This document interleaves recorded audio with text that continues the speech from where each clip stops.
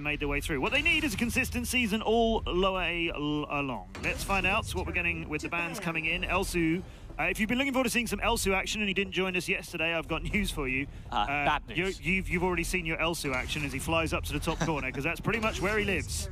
Yeah, Elsu, a pretty consistent ban. Also, joining him in that consistent ban, expect to see more Telenast. Yeah. The side lane ADC meta, everyone's kind of aware that that's a thing, so we're not going to see so many ranged characters that can be played well there. And what happens when you ban out the ADCs is you allow characters, well, not in this case like Richter, to get through, but I think as we go forward, we'll see characters like Morin and Wisp get banned, and that will open up more heroes. Pretty standard ban, though. It's mostly just the powerful characters that are removed, no obvious targets. That means a net gets through as the first pick. Exactly, and Annette has emerged as one of the top supports as well, though there is a bigger pool of them because of those new support items that we talked a lot about yesterday. Someone we had a lot of questions about this Valheim coming out. We've been very critical of his sideline role. You know how I'm really low on Slims? I think I've dropped Valheim to that level. I really don't like the Valheim in the side lane. He doesn't really qualify as an ADC, someone who can carry your team with that damage. I think if you pick the Valheim, you put him in the DS lane, and then you pick another ADC to put in the Abyssal lane. That's what I feel about him right now. Team Queso will answer a double jungle, potentially. Wonder Woman and Violet. We'll see the Wonder Woman or the Violet in jungle and side lane, respectively. Opposing them, you had a Raz in mid lane, the Irie coming through for side, and the Rourke for jungle. Ooh, Tulin potentially coming out for Ruiz. By the way, Ruiz is the #1 conqueror in EU right now on the ladder. That is something that he's very proud of. He's been for multiple seasons, actually, so something to look forward to with this Tulin coming out. Tulin versus Raz in the mid lane. Do you give an edge to the Tulin?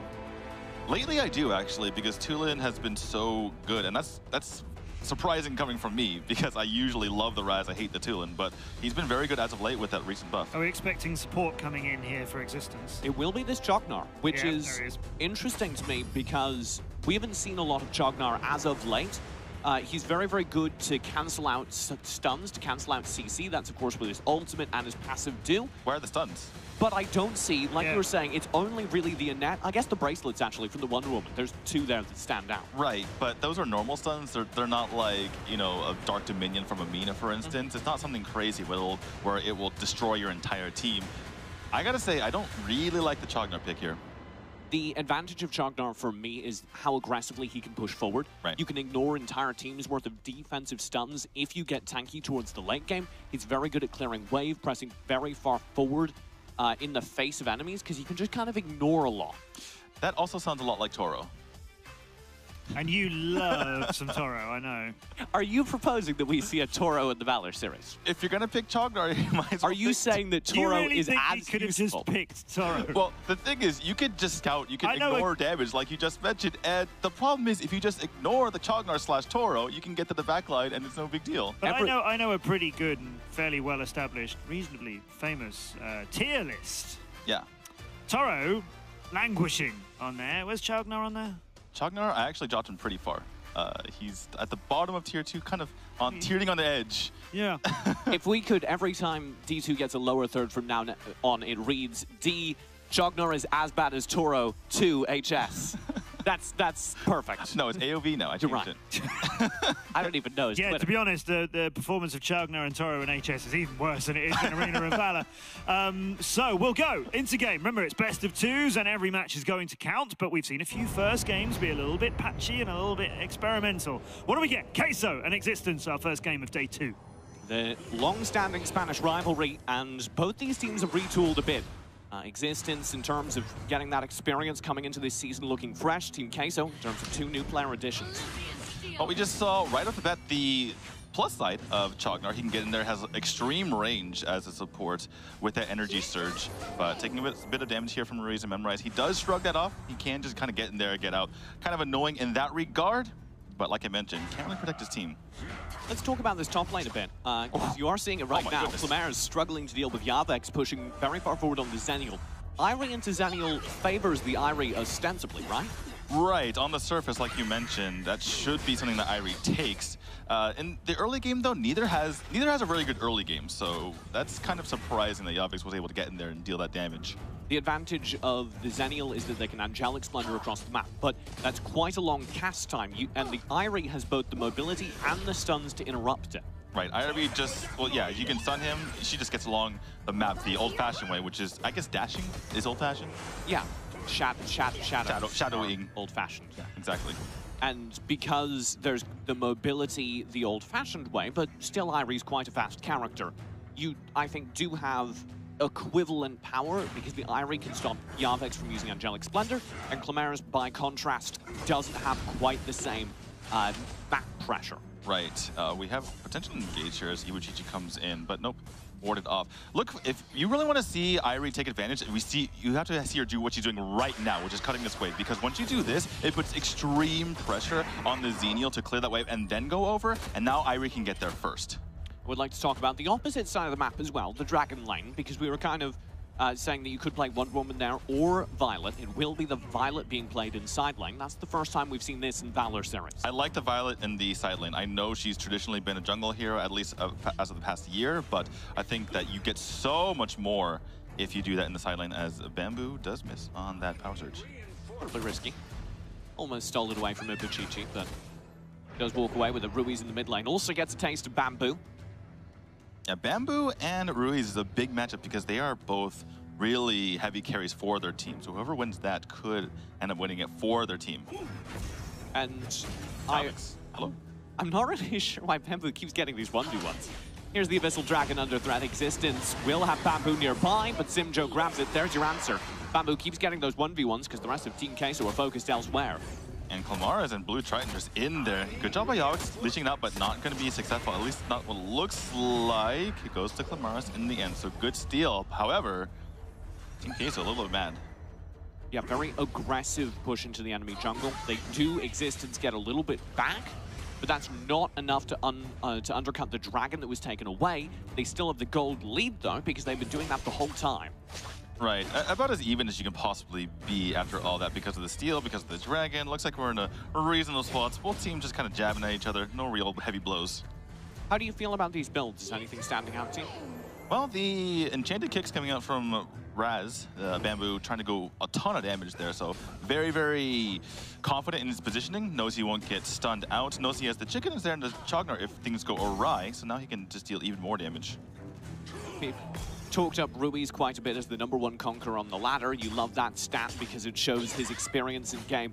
This is actually one of the most exciting mid matchups in EU because both these players, Bamboo and Ruiz, I think have very similar histories in terms of competitive play, and they play at a similar level. Right, and both playing aggressive mages, but have an engage here. Ruiz poking forward to demonstrate that history on aggressive mages, but no real success from it. And both teams trying to make something happen, but Bamboo from the back. Waiting, trying to find an opening. There's Ibuchichi carried into the rest of his team and deleted. Memorize goes through with the Hurricane Wall and Triton is knocked very low. Simjo has revenge. Now Angelic Splendor is there, and this is something devastating for Existence. A flicker forward and a double kill to Simjo. Great move by Bamboo, but the revenge comes in from Team Queso saying, you don't take out one of ours without some of yours going down. Ruiz wants more. Oh no. Well, he did get more, but will go down to the tower. It's a worthwhile trade, though, because it's a tower and a kill for only one given back.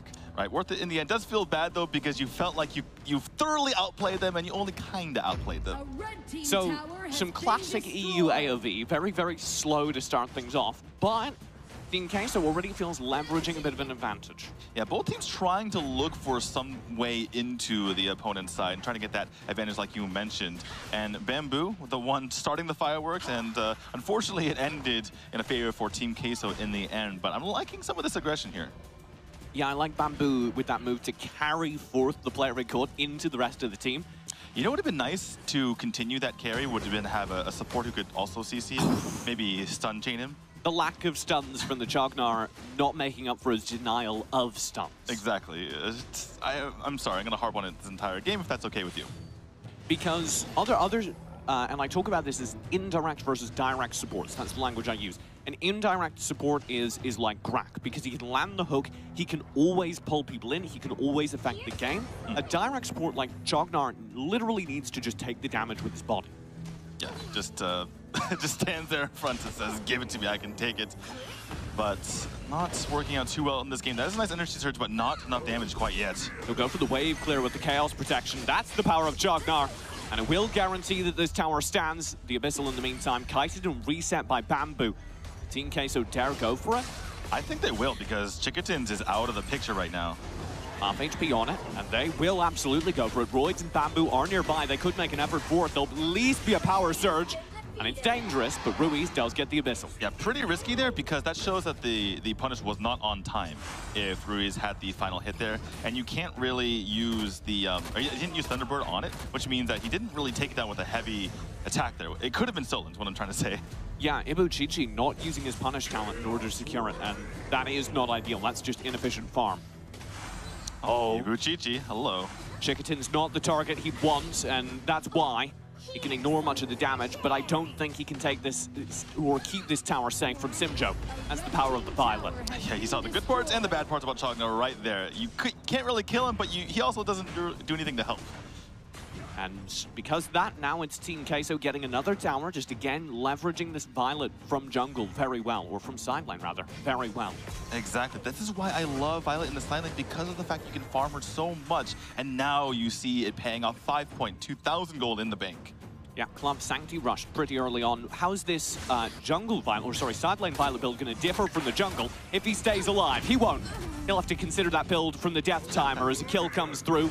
Memorize chased back by Chicketin as well. Existence have finally had enough being bullied, and they want to claim more as Yavex is chased all the way back by a power surge. There will be a full fight for this tower. Bamboo deep underneath the hurricane walls there. This tower looks to be held as Memorize lands a great hurricane wall. I thought they had to get out of there. I thought they had to leave the tower, but here comes the second wave. A second chance, and it will be Memorized to bowl alongside the tower. Ruby's on the flank, has Thunderbird onto Bamboo, but he can't get the kills. They will still lose Yavex though. Existence strike back.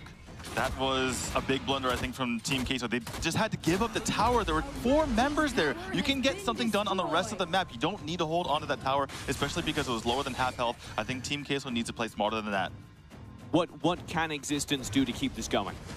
Well, if they can force Team Queso to try to defend their towers outnumbered, other than that, just keep playing aggressive, keep trying to get that kill lead. One of the ways to do that would be the Spissel, and they've got the rotate on it, but Ibuchichi's presence makes that difficult. I want to point something out really interesting in the Simjo build. He went for Ashel Spear. He didn't build it into any of the other items like Rank Breaker or Murmosa. He's saving that for later, just wants the Pierce now. That is a pro move. You go for the tier 2 item. Ibuchichi in trouble. We'll have to see if Simjo can bring it to bear in this fight as he's kiting back. Ibuchichi on the front line. Abyssal did go to Team Queso. Yavex can't even get in thanks to the stuns from Roids, and it will just be an Abyssal, no contest. Yeah, at this point, the Abyssal Dragon isn't quite as important. In fact, we're getting towards the Enraged Abyssal Dragon, so that's what both teams will be keeping their eyes on as we move forward, and neither team has really any gold lead at all whatsoever. A very close game heading into the 10-minute mark. The thing I want to look at, though, is the Violet with that massive gold advantage over everyone else. That's going to be doing so much damage. I'm looking at it right now, Daniel. Blue tries to knock down to half HP on an instant fight, and Ruiz is there on the flank. Blue Triton's gone, and a huge portion of Existence's damage is gone with him. That is beautiful. The poke coming up from Sinjo and the finish from Ruiz. That kind of flank and map coordination is what makes Team Queso so much fun to watch, especially when they get their stun cycles going. It is beautiful. And I love them taking advantage and going straight over to the Darkslayer to get that Darkslayer buff and start pushing down these towers. They've done a great job with the towers as well. Look, only 6 remaining. They only need to push evenly amongst the remaining 6 towers and start pushing onto those high ground towers potentially. And it will be that Darkslayer going their way. They'll see if they can curry that forward into, maybe it looks like an Abyssal here. Yeah, they can use the healing buff here to try to go for it. I think they're more concerned with Existence stealing that from them so that their advantage doesn't go to waste. Why did Ibuchichi just recall? He was for this reason. Oh, he wanted to release the Drake. For those of you who don't know, the minions actually get buffed with the Drake, so you want it on the field as long as possible. So he recalled, even though he was at full HP, I was very perplexed by that, but he goes back to the base so he can summon the Drake there, and that means the minions, the buff to the minions stays up for as long as possible because the Drake will stay alive. Simjo, that's so good! He stays alive through it all, thanks to the lifesteal and the angelic splendor. So beautiful from their team, and exactly with the bow of slaughter that you're pointing out at my face, that is the reason why he was able to stay in there. Beautifully done on the timing. Simjo can basically win any 1v1, and Pampu learned that the hard way. Royce, Chickenins, gotta stay out of there. Tactical fire will take you out. Ruiz in mid gets chased back as well. The tower down bottom will fall. Team Queso approach the high ground, and they're just melting them. It will be Ibuchichi in the front lines. I don't think Chicketing can clear away, but he'll give it his best shot. Simjo should take the tower. The wave is gone, but so is the tower. Don't need wave to take down this tower, says Simjo, as they're pushing on to mid. Another tower gone, another high ground exposed. Team Queso, have they just won the game? It sure seems like it. They're getting such an advantage here. Even if they don't finish the game right now, they can turn around and get the Abyssal. And they've got the pressure continuing. The Drake does finally approach the towers. Look at Simjo, just doing so much damage. Chicken does that half health? There's nothing they can do. Goodbye. Simjo's just hovering behind this tanky front line of Yavex, and he's just shredding their towers. It's a second high ground gone. Ruiz will back off as the rest of the team presses forward into him.